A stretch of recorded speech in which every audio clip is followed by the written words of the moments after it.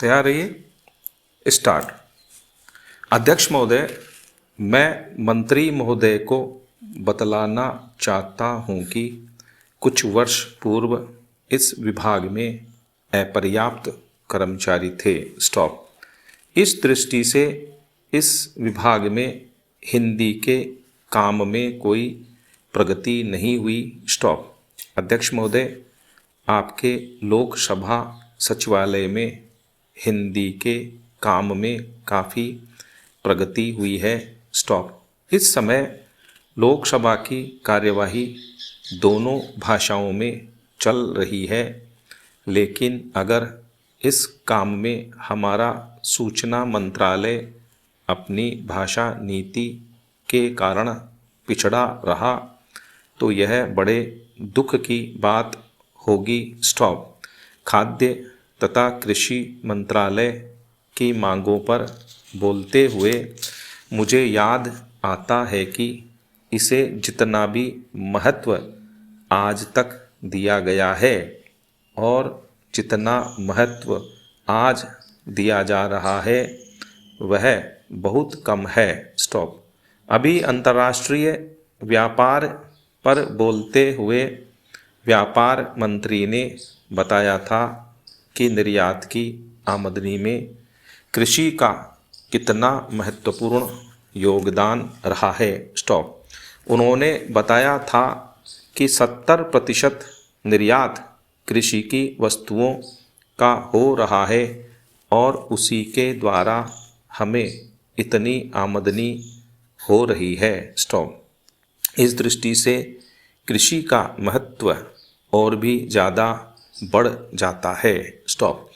उन्होंने यह भी बताया था कि यदि कृषि उत्पादन केवल 5% और बढ़ जाए तो निर्यात से हम 100 करोड़ रुपए के लगभग अपनी आमदनी को और ज़्यादा बढ़ा सकते हैं। स्टॉप। इतना महत्व इसका होने के बावजूद भी मुझे बड़ा खेद है और सचमुच यह बड़े दुख की बात है कि आप कृषि के ऊपर जिसमें 100 करोड़ रुपया कमाने की क्षमता है, 1 करोड़ रुपया भी खर्च करने के लिए तैयार नहीं है। स्टॉप। मैं तो यहाँ तक कहूँगा कि जिसे हम औद्योगिक उत्पादन मानते हैं उस प्रकार का उत्पादन आज भी हमारे देश में नहीं हो रहा है।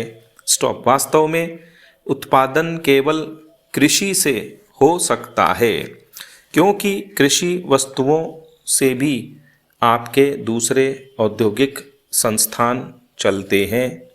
यदि रुई देश में पैदा न हो तो कपड़ा कैसे बन सकता है। स्टॉप। यदि मूंगफली देश में पैदा न हो तो वनस्पति घी देश में पैदा नहीं हो सकता।